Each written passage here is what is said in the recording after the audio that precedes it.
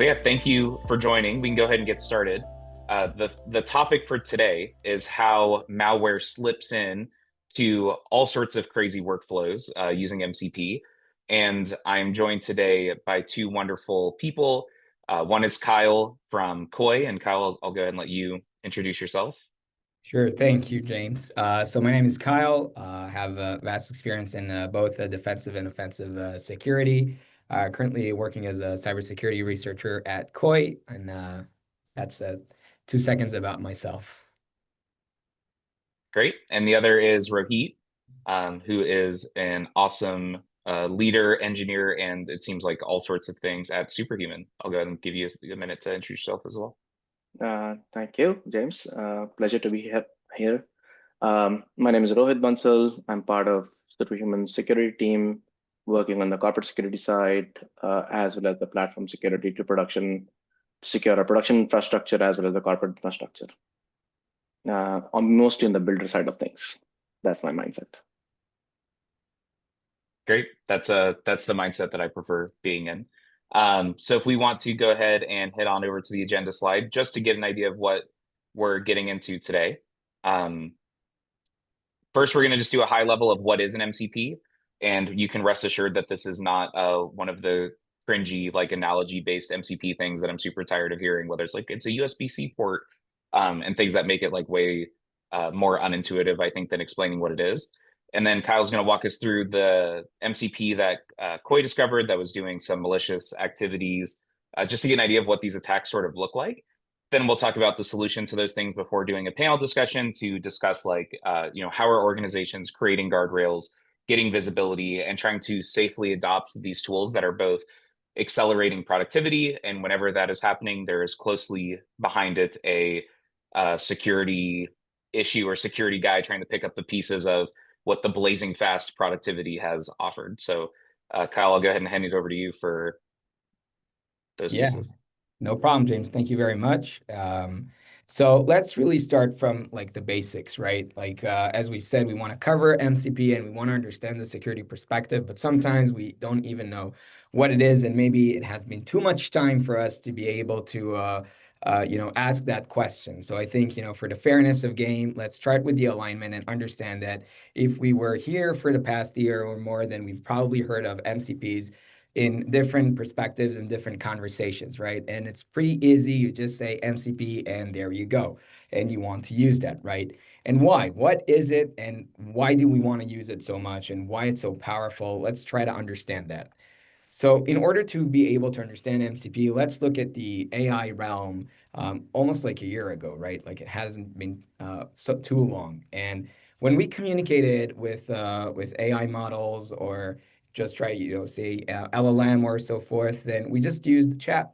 We were able just to interact with the chat, open it up, just ask some questions and get these answers. This was like kind of like a Q&A kind of conversation, asking it, maybe write me a recipe, write me a nice greeting card for a really a distant relative that I don't want to waste time on right now, but still be polite, or even ask a little bit more technical questions. Try to help me writing an email, try to think about like a project or something that is very, very cool. But the limit was the answer. We were just getting answers from it in the chat and we were just stuck there. All we could do is just perhaps copy it and then do something else with it, but we were still in that realm. So looking at it from a perspective, and if we want to look at it from like an evolution perspective, then if I were to write an email, back then I would have to kind of think about it, right? Like, what do I want to write? Like, what document do I want to write? What is the topic? How do I want to phrase it? I would write it, then try to proof it, try to think about it again, ask a lot of people what they think. Each person just gives me their own input. It's just a havoc. It's really, really hard. Now, with LLM or with AI, I could just use that. I can ask it or get help from it, and it would just help me phrase it. The phrasing then would be used by myself, and I would just be able to either copy it and just use it for my own benefit, and that's it. But why stop there? Like, why should I just do the copy and paste? It's kind of boring. It's very limiting. I want to scale it, and I want to do more. I want to send the emails. I want to be even perhaps one day to have the AI making me coffee without being too much cringy here. But for now, I just want to do more actions, not just get stuck on information, but also turn into actionability. So, how do we do that, right? We use MCPs. So the MCP, you can think about it as a connector. It connects AI models to services.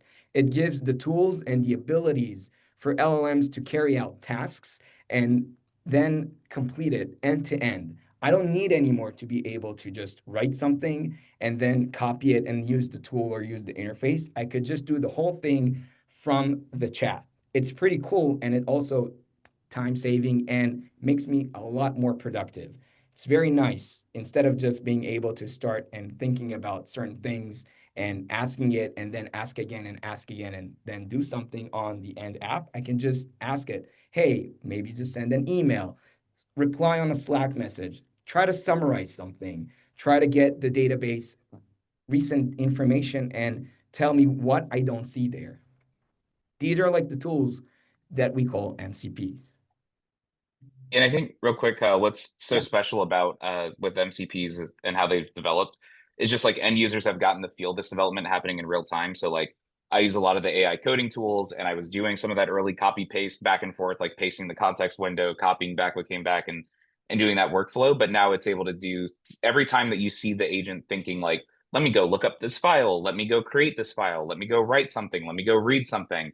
It's using MCP to do that. And in like the even on the consumer side, like more like the ChatGPT flow, where it's like, let me go look up more information to assist with that request, and now you can connect into your Google Drive and stuff to go fetch files and fetch context. And I think we're still in the early days because we've seen like every time I use an MCP, there's sort of like mixed results on if it was actually helpful or not. But the adoption has just been so fast as far as like it's clearly what makes the allows LLMs to move beyond like the chatbot experience. So exactly, I think it's just even more than the chat box experience and even like more than just being a developer. I think there's a lot of like correlation between technology for developers because they're the ones who also develop the technology, so it would just help themselves. But here it's more of like expansion, right? It would be helpful for other people. You don't really need to know what AI is. It doesn't really matter. You would just be able just to use that for your own productivity. So I think like that's also a pretty big gain here for it. Yep. Totally. So how do we look at it, right? So let's look at it from like a server perspective, and MCP would be the server, right? The server itself would be just the code that gives the LLM capabilities. And it's really, really important to understand that. It's just code. And you can either install it locally or remotely. Most cases, you would see a local installation. So even if it's called a server, it's just going to be on the endpoint. And that's that. Now, the client part of it, because I just said server, so I have to say client, which is also the component, is just the application itself. So you can just think about it as your everyday application that you use if you interact with AI. That would be Claude, that would be VS Code, that would be Cursor. It could be even like ChatGPT in that sense. So that is like the end client. So I just used my client and then I'm able to hook that server to it. And that's real quick, Kyle, if we can just go back a slide because it comes up a lot throughout. And I Yeah. think this is one of the, if you like try to just read documentation to learn about MCP, I think this is really hard to understand. Like the local server is when, like you're using a coding tool or something and it's looking up files, reading things locally. Like that's a great example of like a local server because it's using tools to access local files and local devices and accessing the machine versus the remote is more, API like in how people are using it as far as traditionally to like fetch data or take actions on behalf of a user. And then on the client side, technically there can be more clients, which is why you have to use like the term client. But in reality, we're talking mostly about like Claude at the moment. And then everyone else is sort of also increasing adoption and it's getting easier and easier to use tools through the marketplace. Exactly. So I think like if you're like a developer, then you would be used to say, oh, VS Code and I have Cursor and I can just use that and that would be fun. But Claude would be really the way to go. I mean, they also Anthropic was the one that released it, so it makes sense. But I think the idea here is that when you say server and it runs locally, sometimes people are like, that's kind of weird because you say Yep. server and it runs on an endpoint, but that's it. You can just think about it as like just code that you install on your computer, on your machine, and that's that. Just a simple Yeah. Adding on to what you're saying, Kyle, I think local versus remote, my mental model is things that are running on your behalf versus things that you're instructing other systems to run on your behalf. Plus, certain systems cannot run everything on your behalf. So, example could be you have a Confluence ingestion going on, and you want to extract all the things, the index all the data upfront, and then result into a search and fast search. So, an MCP server, remote MCP server would be useful to just index the data upfront and offer that to the end customers as they're interacting with MCP. So that's when it's useful from a remote versus local as well. Exactly. And that's like a really excellent point because I think when you talk about remote, you have like different use cases.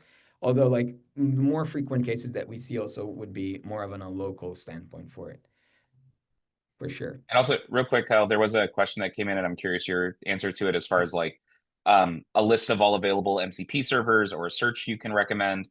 Because we didn't really talk about like where do you go to find these things. And I don't know, as a security researcher, you might have. I certainly know some things that I would be hesitant to link because they're like very. They're not ones I would recommend, and so I'm curious what you guys have on it. So I think like that's like an excellent question. Like if I were to use a server, where would I just go, or like what do I do with it? Because it's just I'm so eager to use it, right? So it is really dependent, right? And I can't really say go there because that's exactly one of the security flaws that we're just going to talk about. Like where do MCP come from, and where can I just download it? And I think today you have a lot of different places, I guess, marketplaces or registries that you would be able to download it from, but there is something missing there. And if we're just gonna stay long enough for a bit, then we're gonna be able also to discuss this more thoroughly. And then another question that I don't know off the top of my head, do you know what user agent header uh, calls have if it's coming from an MCP? So it really depends on the client itself. So sometimes it just changes, and sometimes you can even configure that. Maybe curious to hear a little bit more of the use cases on why do we want to know that in that sense. Both for even like if we look at it from a remote perspective or even for a local perspective, that could be different. I think even getting into a little bit more of technicalities, even if we run servers, we can define it either as an HTTP server or as something that would just work with STDIO. So it's not necessarily going to go with requests exactly. So I mean, it's really interesting to hear like what would be the use case for that.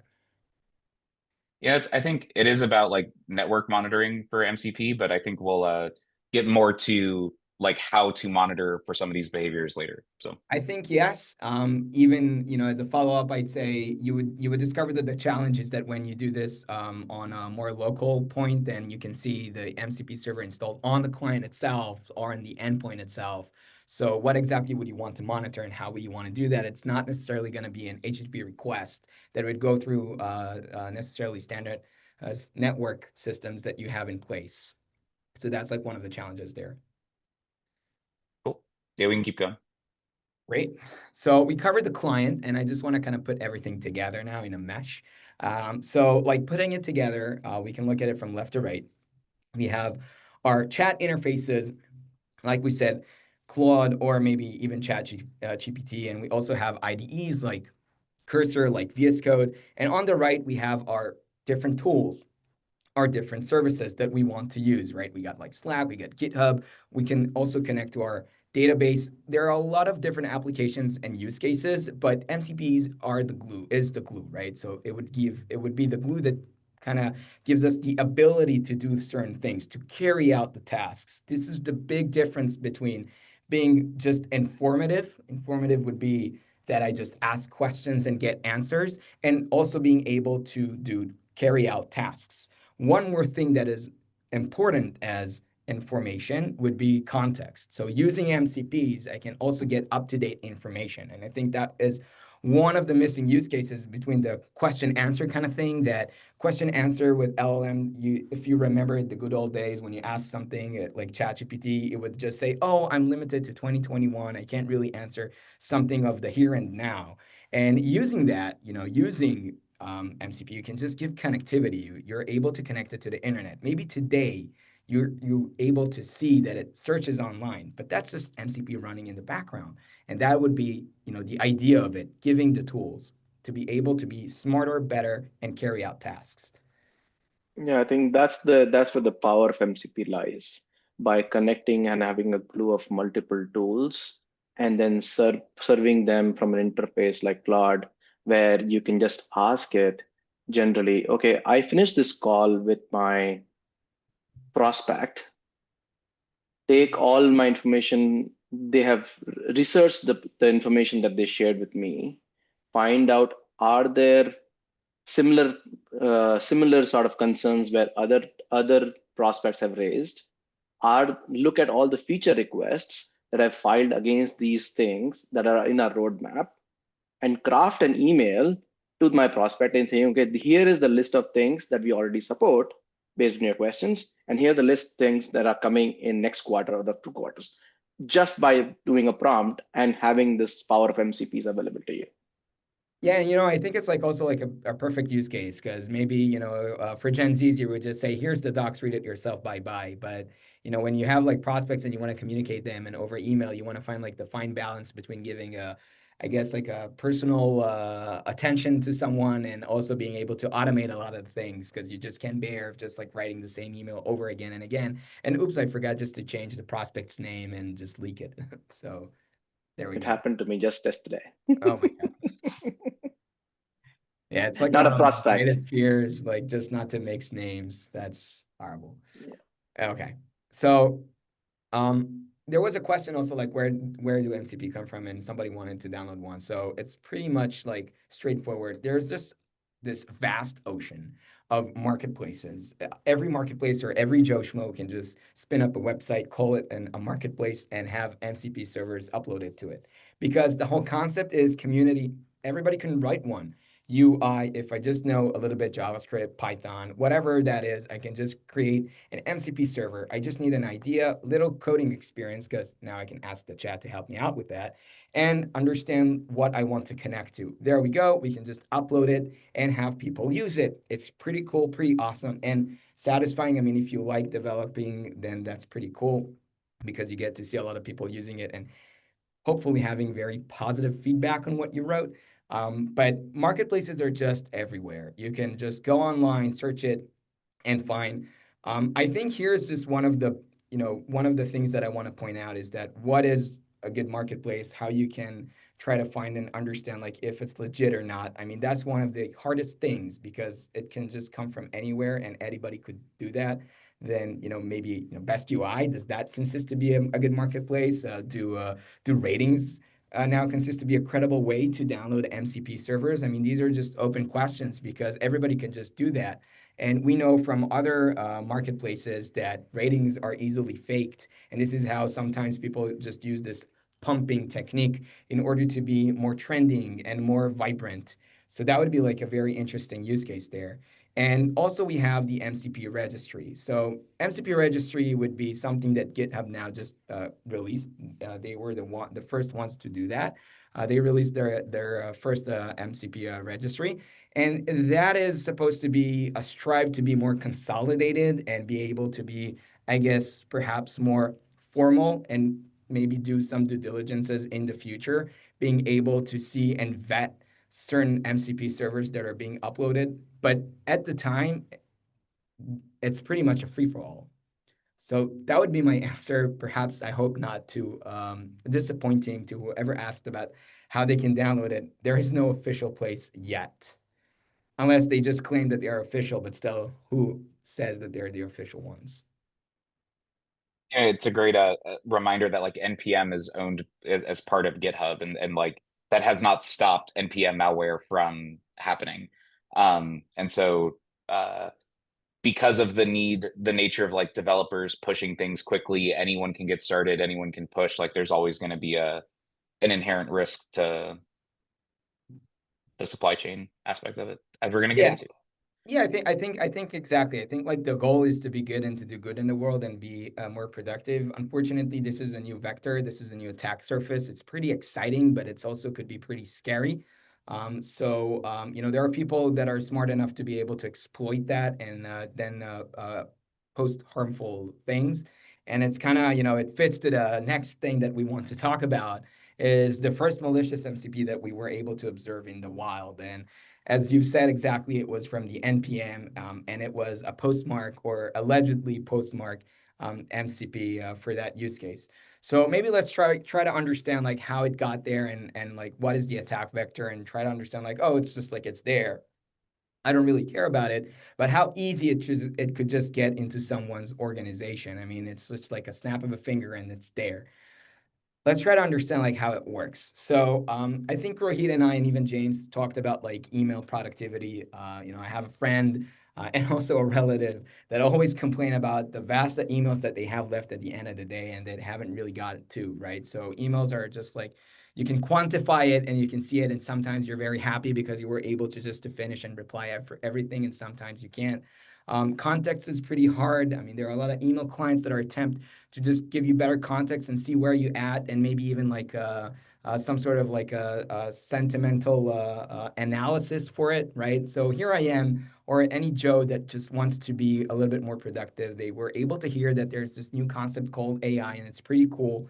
And even if they want to better use it, then they could just do it the old good way of having a chat. Uh, could be Claude, and then just ask them, oh, help me reply this email. How would I do that? Let me see what I'm missing. All these kind of questions, and start a conversation a bit with the chat and see what it can give you back.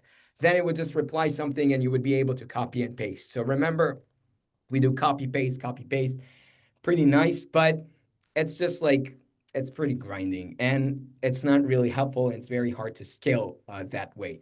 But now we all heard about MCP and it's pretty cool and it has actionability. So what do we mean by actionability? We don't need to just consult with the chat. Now we can even instruct it to do certain things.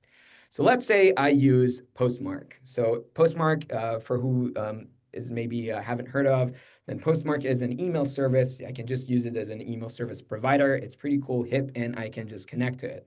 And now because I'm using Postmark, then I'd have to find an MCP that is matching to that. So maybe a good point to emphasize here is that when we talk about MCP and tools, then we want to match the tools to the service. So it's not just that we're going to be able to download whatever we want and it would just fit everything.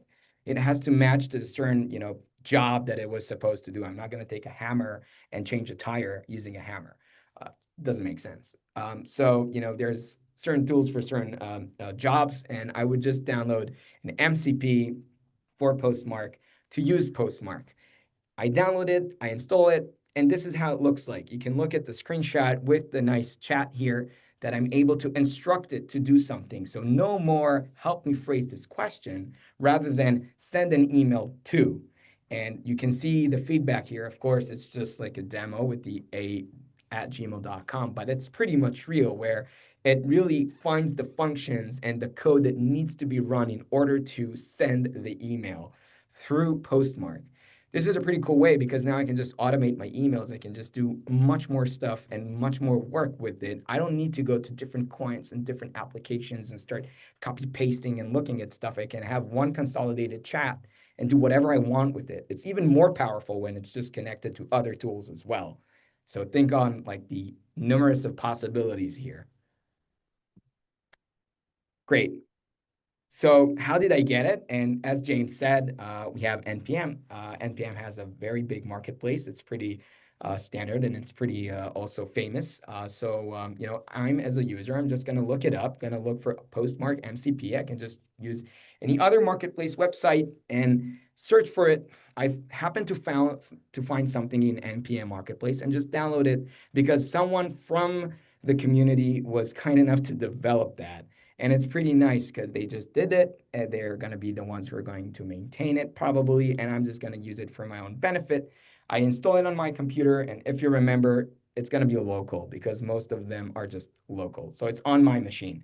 Now I'm using it on my machine in order to hook to my postmark service and be able to send emails for fun.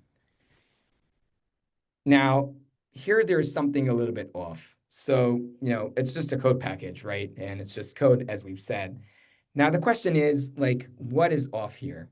A new version has been emerged. Something was released. I was able to upload this, like download it, and then use it for fun. Remember, I'm using MCP. People here, like on my right and left now, want to use it as well because I'm able to send a lot of emails. I'm able to do more productive stuff. I'm able to get a little bit more coffee breaks here because I'm just able to get more work done. But now there's this update. Are you able to see something suspicious? So maybe we can get a little bit closer.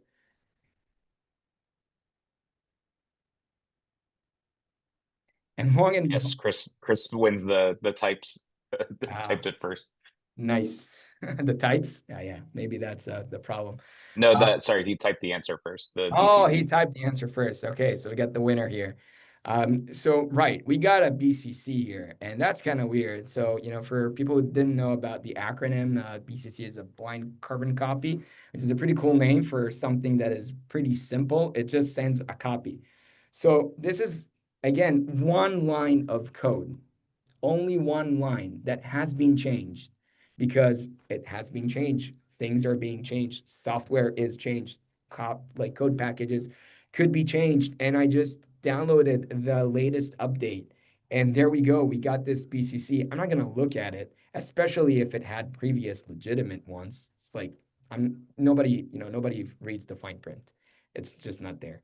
So it's just one line. And that BCC means that now for every email that I send or someone sends from the organization, a copy of that email is being sent to this email address. So think about like the ramifications here. The corporate sensitive information, even maybe personal information, if I'm a financial organization or a health organization, this is pretty huge. Even my gossip with my coworker about my boss, everything now is leaked. It's leaked there to that email address. And all my coworkers who were using this, because it's legitimate, it's cool, it really helps. It's really a good productivity tool. Now their emails are also leaked with one line of code in that sense. Now, maybe perhaps even like another try like to think about it like it's not something pretty standard, right? I mean, it's very obvious to do that. It's very simple, but that's the geniosity of it, right? It's not a malware. It's not a binary. It's not something that is, ooh, it does like these like cool things, like it hooks stuff.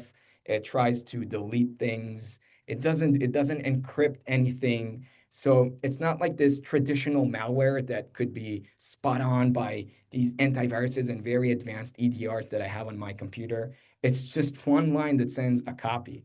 And it's very hard to see that because it's just a blind carbon copy. So even the recipient is not going to be able to see that because that's the idea of a blind carbon copy. It is meant to be hidden. So that is the big deal here.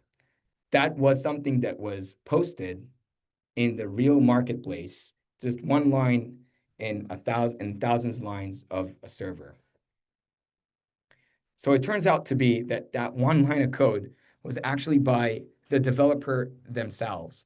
So they were the threat actor. They were able to maintain this for 15 legitimate versions. They gained credibility for that, and then they just change it just like that from nowhere. I have no notification, even no knowledge about what happened here. And this is one line of code to exfiltrate the entire inbox or even sent emails that I want to do. So it's a big thing. The reason that I'm saying inbox is that if I have other coworkers that are sending my emails to me and they have that MCP, then everybody who's using it is just their emails are just gonna get exfiltrated. And that's crazy. Like the amount of money sometimes an offensive organization or crime organization or even like state would invest in order to exfiltrate or just get into someone's organization emails or being able to exfiltrate that is vast. And here, it's pretty simple. It's just a marketplace. Somebody downloads this, and there we go.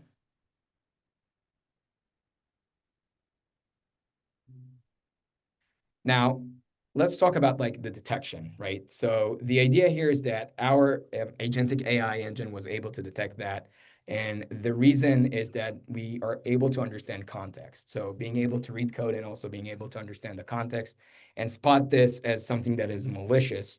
That was the idea here. So again, it's not just like a binary, it's not like just an antivirus. So even if it's installed on your endpoint, it's so hidden and so small and so something so specific that it's just everybody turns a blind eye on this because it's just not there yet. It's not a big official attack surface, but it's still there, and it really happened in the real world. How did it happen? So the MCP was released. It had legitimate code and legitimate functionality. We can even say that after we saw that it was marked as malicious, our research team was able to look into this and understand the context before and after when it happened. And part of it was also that we were able to see that it used the real official post MCP, the postmark MCP code. It used it. It used parts and chunks of that code to appear as legitimate and gain credibility. So you got this like these thousands of users that were downloading it and using it for their everyday use and just trusting this because it's cool. It just solves my problem with postmark. So it's nice and I can use it for fun and I can just I'm being able to just increase my productivity. But then again, after 15 legitimate versions, comes version 16. And it just was uploaded to the marketplace by the maintainer themselves. So of course they have the privileges and the ability to do that. They only need just to change it. And then they just changed the domain. They just added a BCC to this like suspicious or malicious, email address, and that was it. Once we were able to find it, we marked it right away as malicious. So our customers were protected right away for it, and we were able to disclose this with NPM Marketplace to be able to remove it and publish this to the community for them to know. So the community will be able to know that because again, it's in a marketplace. Nobody really knows about it. People that have it could just get stuck with it. So it is really important just to release that kind of information to the World Wide Web. And real quick, Kyle, this is a good time to talk about like the approach that you guys take to responding to this stuff. Robert asked a question earlier on about like asking how Koi protects when like if a developer downloads a local MCP that is taking malicious action, right? There's a lot of different approaches that are out there for this, whether it's like blocking things at runtime with MCP gateways, like changing developer flows. Like what are the ways that you guys are doing for like your approach to dealing with these situations? Yeah, that's a great question. So really, I think there's like the real how the world kind of looks at it, and you mentioned also MCP gateways. But the way that I want to address it right now is that we have like a dual approach for it. So we have like an endpoint approach and also a network approach. So the endpoint part would be the ability to discover MCPs. So one question that someone needs to bear in their mind is that what MCPs are installed in their organization and like how do they know it and how can they map it out? It's just a file or just a bunch of files installed on someone's endpoint because most MCP servers are just local. They're just like another piece of program installed on your computer. Also, well, you still need to install it. You still need to download it. So here comes the network part. So the network part, you can think about it as like a supply chain gateway, being able to kind of curate certain items into the organization and decide upon either rules or policies that you install to decide whether or not it's supposed to be legit or not. So there are just two ways to look at it. Of course, if it's just malicious, should be blocked, would be blocked. But more into depth is not only the malicious parts are like risky, is also the risky stuff, right? So you have a lot of MCPs, and we're going to talk about it, that are just risk. It's just big risk, and you not necessarily want to have it in your organization. You can't afford it. You can't have it. You can't afford the ramifications of what it could do. So maybe just in short, I'd say it's both the endpoint and the network perspectives that give a wholesome layer of protection here. Yeah, and this is a good segue into another question that came in from Harish that is around asking if this is a more reactive approach. And I get like, and I can give my own commentary on this because I've played with a lot of different like MCP gateways and different approaches to doing this. And I think like we always prefer in security if we can do both, right? Like if we can stop the malicious endpoint and intercept the calls and block it. But what I've seen is just that like the calls are so contextually based where this is like, how's an MCP gateway supposed to know if a BCC is like a correct action that's getting taken or not? To try to block it in real time, I think is just um, like far away from where we're at this point. Especially like given the developer experience when you start intercepting all their calls and like having to change the workflow of the agent. That's my opinion, but I'm wondering like if you guys view this as like a reactive, proactive sort of approach, or if you have solutions kind of to do both. So yeah, that's a great question. So I think like being only reactive is, as a security company, then you're only positioning yourself as an incident response because the first is the incident and then you have the response. And of course, we're not that, and you don't want to be in that position. And of course, if you just want to protect yourself against future things. So I'd say it's more of a proactive approach of two reasons. First, we'd have our engine that is able to scan MCPs and other items and other like extensions and the whole non-binary realm that poses as a attack threat or a real big attack threat. And also you have the policies, right? So you're going to be able to install policies and then prevent even future items that do not come up with that and do not match with those policies to be able to in being downloaded into your organization. So I think that would be like the more of the proactive approach for it. As for like MCP gateway or remote MCPs, that would be just like a different thing. And I guess like from our experience, most MCPs are still like on the local environment. That would be on the local machine. So perhaps we will go to MCP gateway. Maybe it would be a thing. Right now, I think most, the big focus right now is that you want to have registries, you want to have, and you want to be able to start or try or attempt at least to be able to have people trust a single source of truth. So they can just, when they want to download the Postmark MCP, it would be the Postmark MCP. And then I have two related questions here. One is if Koi can help stop automatic version updates for all MCP servers and move to an approval-based process, because it sounds like that's what you're describing. And then similarly, like a follow-up question on like what the user experience is like, or more details on um, how Koi is blocking or like, trying to get into that flow to say what's allowed or not allowed. Yeah, for sure. So maybe let me start with the auto update. Then, in short, I'll start with yes. Now, if I want to elaborate on that, is that of course yes, because there's just like different tools, and there's the same way of just auto update. You can see that from like VS Code and Cursor and other items or other things or platforms that we protect that they have auto update. With MCPs, they would use like NPX that also does this auto update, and of course we'd have to do that. That's why we have the prevention part as well with the network. So we're going to be able to catch that request and be able to vet whether or not this is supposed to be even downloaded or updated.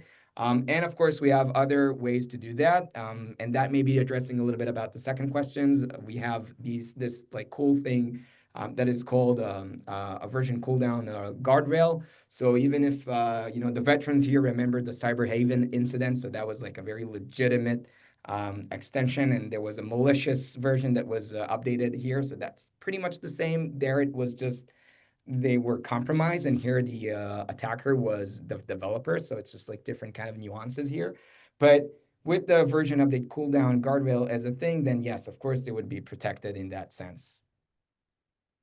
And then similar follow-up question. I know we're jumping ahead a little bit from the Koi piece, but just if Koi is like an agent per endpoint, or what the approach is for like rolling it out. And that's kind of cool question. So I think it's kind of like a philosophical question. I like to talk about it with customers. So some customers are afraid of like a death by 1,000 agents. They're like, oh my God, I gotta install another agent. This is so like ridiculous and I hate it. And I get that, right? So I think we have like the way that we want to look at it is both from an agentless and an agent perspective. There are security organizations or security teams within an organization that have to have an agent. That's like part of their due diligence, and that's what they want. And so we were able to do both things. So we have like an agentless approach for that manner, and we also would have like an agent approach in that manner. And of course, we have our network ability to be able to prevent that in live as well. I'm gonna say that we're gonna maybe talk about a little bit about more Koi to the end. I think what we also wanted to do here is to kind of go through this journey of MCPs and their threat, and have both like Yep. Rohit and James as well. So happy to answer more questions, and also happy to address that also towards the end of the panel. Well, there's a two. I wanted to back up to two questions that were more specifically about this attack. Yeah. In general, the first was someone remembered seeing an article stating the maintainer never responded to an inquiry, but is it possible that it wasn't the developer themselves who had done it, but it was like their key that got compromised rather than like them being a malicious actor? I mean, theoretically, it could always happen. Like nobody's really finger pointing anybody. I think usually when a maintainer is being compromised, then they could come forward and just claim that. I think it kind of makes sense. Cyberhaven did that, and when you want to own it, you can own it. When you kind of suspiciously pledge the fifth, then sometimes it just raises out eyebrows, just like a little American reference here. So it's just kind of different. I think we can't really say for sure. We did also reach out to the developer that itself, and we also didn't hear back. I think whether or not they were the ones to remove it, whether it was the marketplace, whether it was like them or not, it's kind of hard to say, but it came from there for sure. And I think that's like the from the defender's perspective, that's it. Yep. And then similarly, we talked like you have the Koi Wings risk engine there. But if you can talk a little bit more about like how you guys do like this contextual analysis to determine if something's a malicious code change. So the maybe not to be too cocky on this, but like this is the secret sauce. So that's what's make Coca-Cola Coca-Cola and Heinz Heinz. So that's what's make Koi Koi. That would be our ability to do those things. Cool. All right, I think we're good to keep going. Yeah, for sure. So I think it kind of like summarizes the sequence of events from like having a nice MCP server that was just legitimate, turning into the real bad stuff. And again, just to remind you, thousands of downloads, and it really happened. It happened in real life. Now, why is that? And this is a little bit more of like a philosophical standpoint, and kind of gives like a nice shoot out to the panel itself. But we want to look at MCP ecosystem in a very interesting perspective. So this is where kind of progress steams ahead and security lags behind. Unfortunately, it's almost true for every concept that exists in technology. We first release something and we just secure it later. Build first, fix later, same thing. Download first, run first, secure it later. And unfortunately, with MCPs, it's pretty devastating. And we have like four pillars on like why. So let's try to move between them and understand why it happens. So MCPs just they run code on the machine. We just talk about it that those just like local things that just run on the machine itself. It comes from untrusted sources. We don't really know where it comes from. It's kind of hard. And it has high privileges. We're just going to look at how high it is. And it can just access sensitive data because, emails, right? Sensitive data, of course. And this is just one example of one MCP of one use case. So think about your Salesforce, think about your databases, think about HubSpot, think about all these other cool stuff that you have that you want to maybe automate. And what exactly are you giving, right? Like what kind of access are you giving to what, and where did it come from? Looking at the code part, I mean, it's pretty straightforward. We kind of had like nice looks about like what it is. So this is like a very, very simple part, uh, like a nice Python example of an MCP. It has like this nice model. Everybody could build it. This is like the hello world part of how you can use it, but it's code. It's code running on your machine. It just, instead of return A plus B, it could be something else. And that is the bad part for it. For the untrusted sources, think about it. You have these vast marketplaces. You have NPM marketplace. You have that GitHub registry. You have more marketplaces that you can download MCP from. But what determines that it's legitimate, right? What determines that an MCP is verified? How do you verify it, right? Like it's not like a binary that I can just like sign it right now. It doesn't exist yet. And how can I even trust the marketplace that claims that it's trusted? So it comes to this like inception on how do you do that? Now, even the Postmark team itself had to publish in their official website that they want to be crystal clear that that MCP for Postmark was not theirs. It did not it wasn't posted by them. And I will even spoil a little bit and I'll say that even the author that was written in the configuration files of that MCP was the name of one of the employees. Now, of course, we're not claiming that it was true. It's probably not.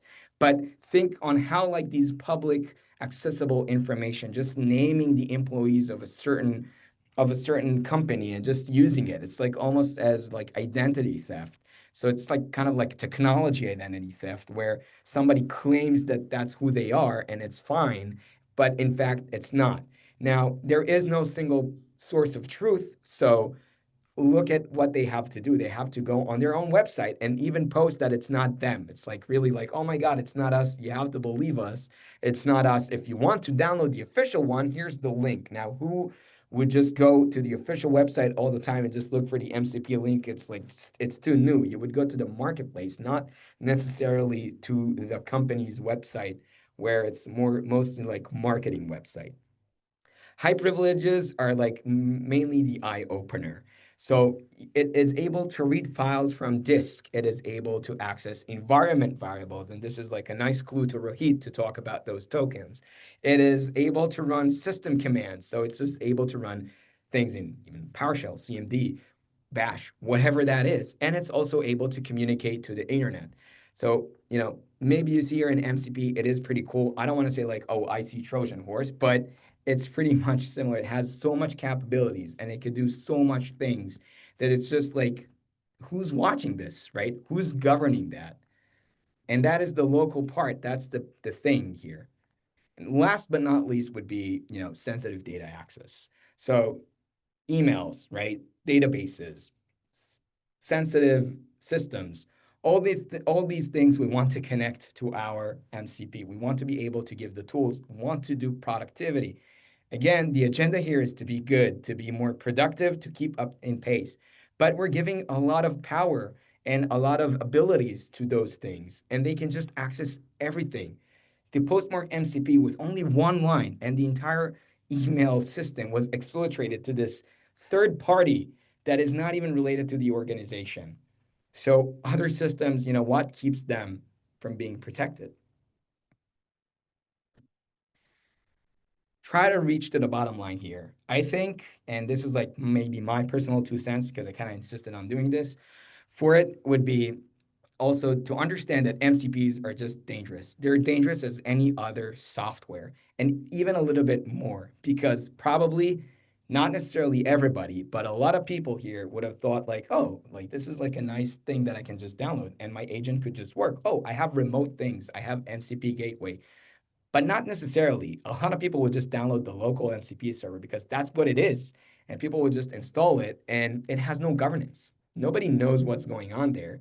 And it has so much power because you're able to do so much great things with it that you'd have to think, okay, how do I protect it? So it has a lot of power, but who governs it, right? So perhaps we want to turn it back, right? We want to turn it back to you, and thank you forever, whoever stayed here yet and was able to like and listen to the entire thing. Let's start maybe with asking some polls and understand a little bit what's going on with your organization, so we can just like ramp it up also for the panel itself. So perhaps our first question that we want to ask here is, and I'm going to just read it out a little bit. So what do you see as the most significant security risk in MCPs in your organization?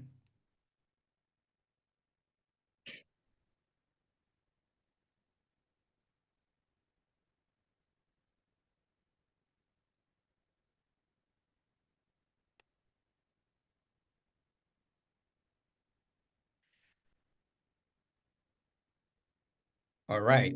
So I see a lot of people saying that all of the above would be a problem. And that's good. It means that you've listened or you already knew that. Either way, I'm happy and pleased about it. Let's move on to the second question here, asking about who's going to deal with it. Now, this is a more of like a political question. So I'm sorry, I don't want to like, ring any bells here, but question is like, who do you think should be responsible for this?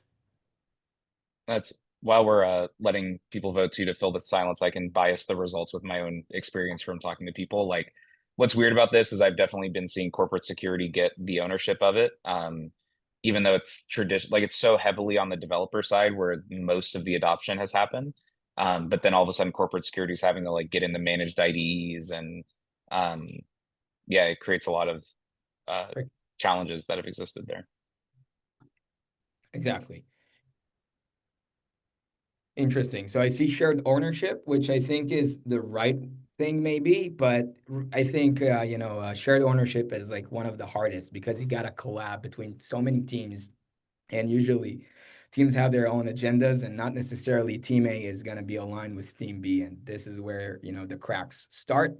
And from an attacker perspective, that's music to my ears. So let's talk about a little bit in the panel about MCP and the threats. So James, I'm gonna hand it back to you. And Yeah. yeah, No, I know that we're moving quick because so many questions came up during the demo part.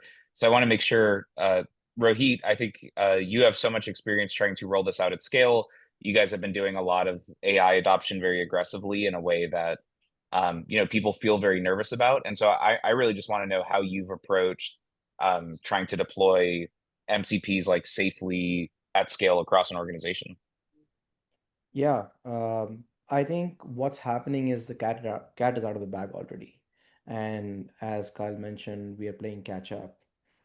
We are a very pro AI company, so we want people within the workforce to use AI as much as they can.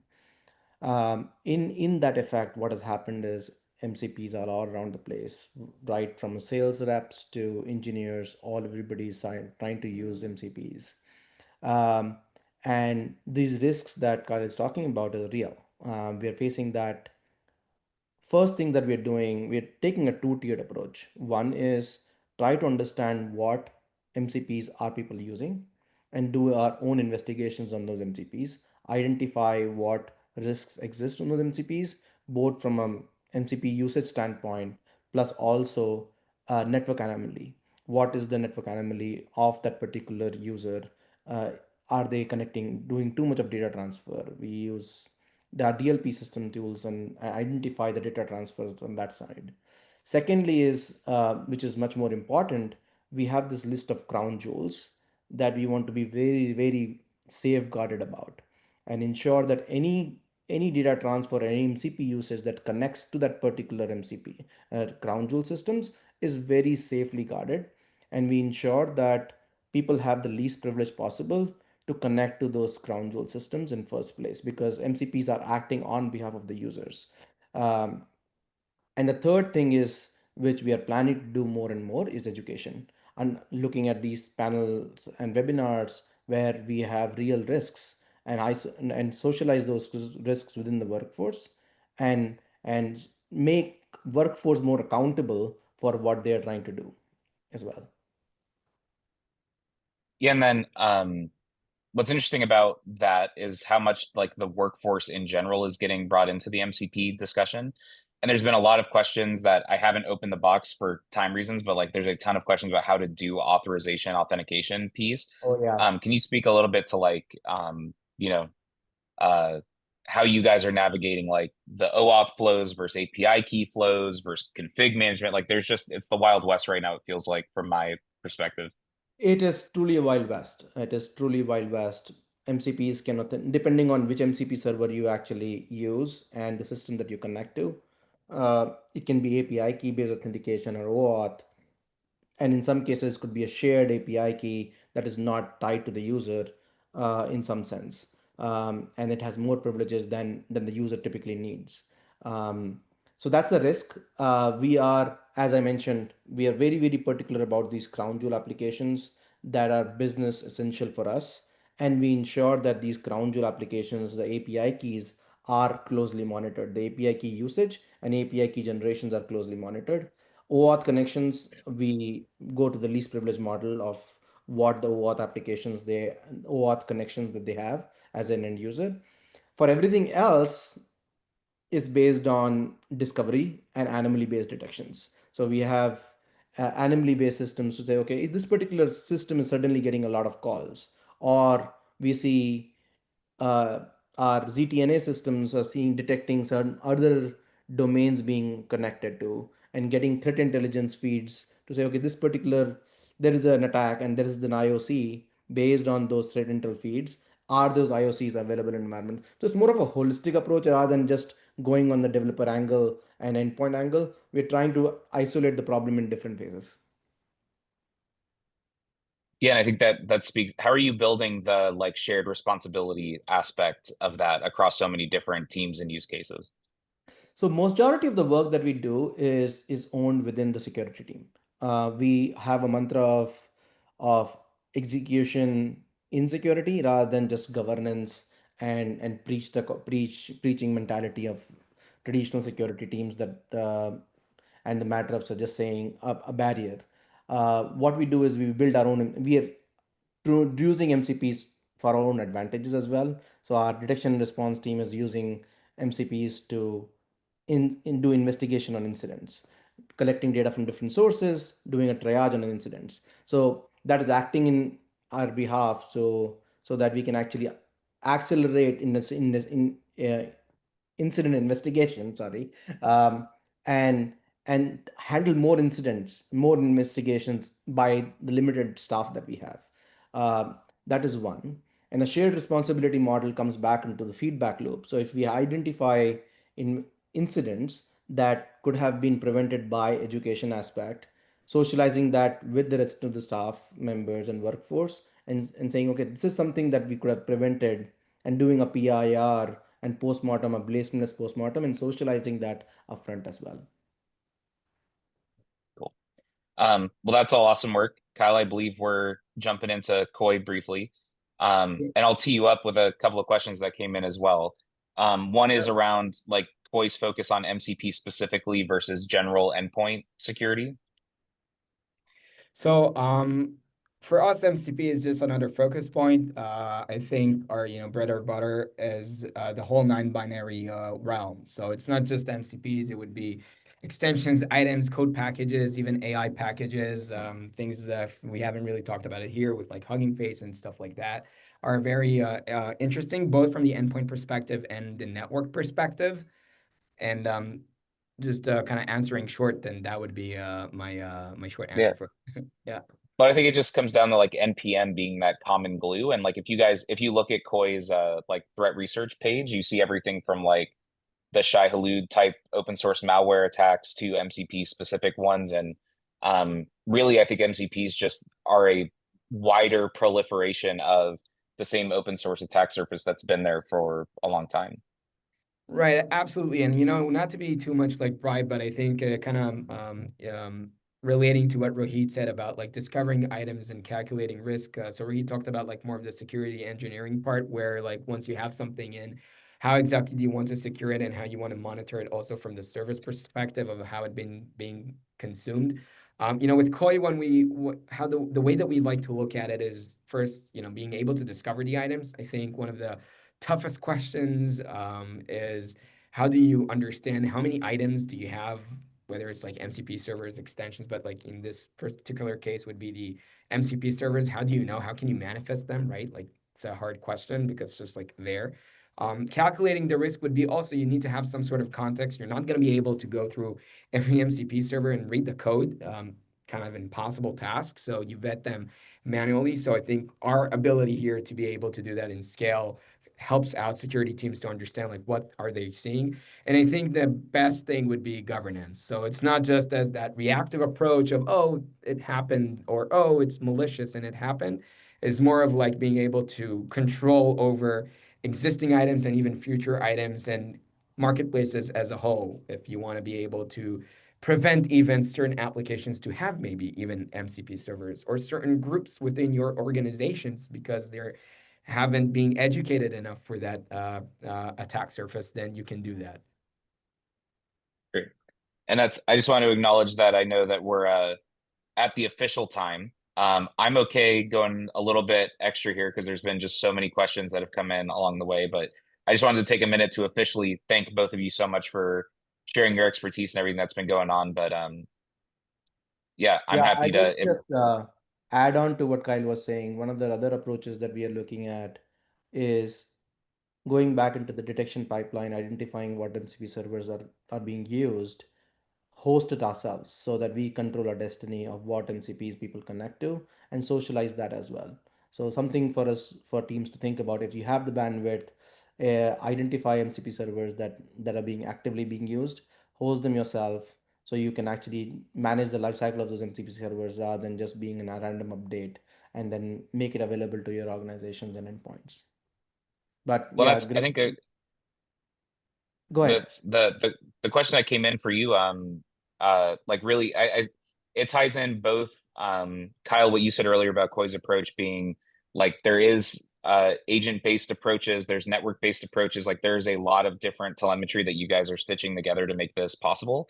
And then Rohit, to your point, like there's a lot of different teams involved in trying to manage like where all of these MCPs are. And I think it just speaks to the diversity of where we're at in trying to even do the discovery portion of this. Um, and as we move towards from that like discovery to protection, to like active guardrails, yeah, I think, Rahi, how do you think about where you guys are at in that transition phase as far as like doing discovery versus building in guardrails and all of that? We are sort of in mix right now. We are in very high discovery mode, plus also the MCP servers that are widely being adopted, specifically for the crown jewel applications that I'm talking about. We try to host our own MCP servers that way, so that those applications and the calls flow to those applications are more governed, and we can identify what the call path looks like. I think the question around in tandem with SIEM and non-binary software, um, I think the one of the things that local MCPs provide is what is happening on the file system, right? I think that is more. It's a question that I would rather let the EDRs of the CrowdStrike and other folks to talk about and see how they will evolve the anomaly based detections on what is happening on the file system. We are looking at from two angles perspective. One is the malware and malicious activity on the file system, and when the file or data that is being used is exfiltrated out. So those are the two angles I'm looking at from an endpoint perspective as well. Right. I think Cool. maybe to add to that would be, the risk of like trying to being able to detect that because you'd have like more fine granularity for it. These are just like even like sub processes or things that are just Yeah. live within like a legitimate process within the endpoint in that memory. So you have like Claude, which is official, but suddenly it's running like bad code, almost like a process injection. Yeah. And that's exactly like I remember the classic demo for an EDR tool is like this person from accounting should never open PowerShell. Like that's the first thing that sets off an That's one of anomaly the chain. Yeah, but the MCP's like doing a lot more than that all the time. yeah. So yeah, I'm sure we could talk about this for a long time going, but I know we're over time already, and I want to be respectful of you guys and everyone else's time. So thank you so much for being a part of this. And there's the Koi link there. Where's the best place to follow both of you guys to stay up to date on this stuff? So, for us, I can reach out an email. So that would be great. You can go like with Kyle at Koi AI. So I'm there as always. Also, you can reach out in the website and on LinkedIn.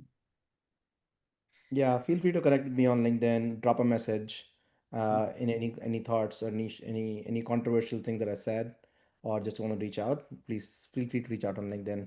I think my handle is Rohit Bansal 21. If you find me there. Great. Well, thank you guys again. I'm available on LinkedIn, but I am very behind on messages, so it is not. I promise I will catch up at some point. So yeah, thank you guys again. Yeah, thank you, folks, and thank you Bye-bye. for staying around. Bye.